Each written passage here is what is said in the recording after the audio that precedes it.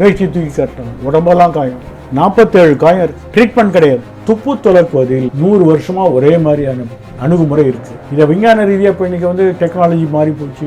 கால் tower இதில் கூட call list எல்லாம் பல விஷயங்களை சயின்டிபிக்கா பண்ணலாம். ஆனா காவல்துறை ஏற்படுத்தின காலத்திலிருந்து அவங்களுக்கு கற்றுக் கொடுத்த முறை இன்னைக்கும் 1888 வருஷம் போலீஸ் சட்டம் தான் அமல்ல இருக்கு. அதுக்கப்புறம் காவல்துறைக்கு என்னன்னா சட்டம் ஒழுங்கு, இந்த 2 தான் அவங்களுடைய வாட்ச்வேர்டு. ஒரு இடத்துல பிரச்சனை இருந்தா இப்போ அடி உதவி சமாதானம் எல்லாம் சரியா போச்சு, அவ்வளவுதான். குறைந்தபட்ச பலத்தை உபயோகித்து கூட்டம் கலைக்கப்பட்டது. அப்போ சயின்டிபிக்கா ஒரு இடத்துல கிரைம் நடக்குது, கொஞ்சம் டாகை கூட்டு வருவான், ஃபிங்கர் எடுப்பான், இதெல்லாம் வந்து கதைக்கு உதவாது. இவனே அடிச்சு சொல்ல வச்சுட்டான்னா அதுக்கப்புறம் ஒரு போய் கேஸ் போட்டுடலாம். இந்த மாதிரி பெரிய கேஸ் ஓகே. இப்போ சில பெட்டி கேசஸ் இந்த கேஸ்ல எடுத்துங்க. இந்த ஜெய்பீம்ல வர கேஸ்ல ஒரு ஊர்ல ஒரு பெரிய தனவந்தருடைய நகை காணா போயிடும். இதை கண்டுபிடிக்க வேண்டிய வெறும் போலீஸுக்கு. ஆமா, ஆனா காணா போனதுல பங்கு போட்டவனு போலீஸ். அதனால போலீஸ் வந்து வெறும் பாதுகாவல் பத்திரல, அது உண்மைதான், அது உண்மைதான். ரியல் கேஸ்ல அது உண்மைதான். ஆமா, அவங்களுக்கு ஷேர் இருக்கு.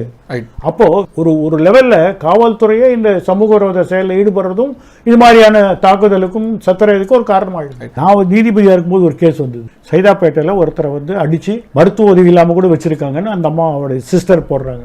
அட்வொகேட் ஜெனரல் வந்து சொல்றாரு அதெல்லாம் உண்மை இல்லை, அதெல்லாம் உண்மை இல்லைங்கிறது. ஒரே வழி இருக்கு. சைதாப்பேட்டை இங்கே எங்கள் கோர்ட்லேருந்து 6 கிலோமீட்டர்ல இருக்கு. நான் உடனே ஒரு லாயர் அனுப்பிச்சேன், போய் அவரை கூட்டின்னு போனேன்.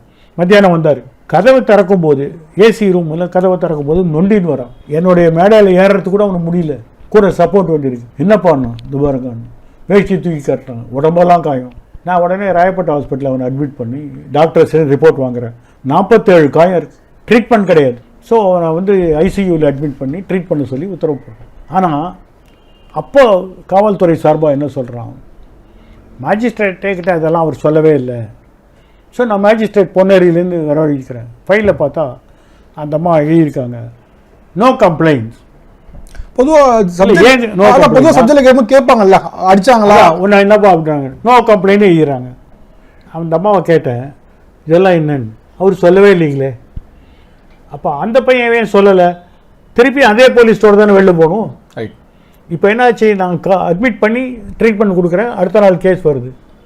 காவல்துறை சொல்கிறாங்க டிஸ்சார்ஜ் போயிட்டாரு, டிஸ்சார்ஜ் அகைன்ஸ்ட் மெடிக்கல் அட்வைஸுங்கிறான்.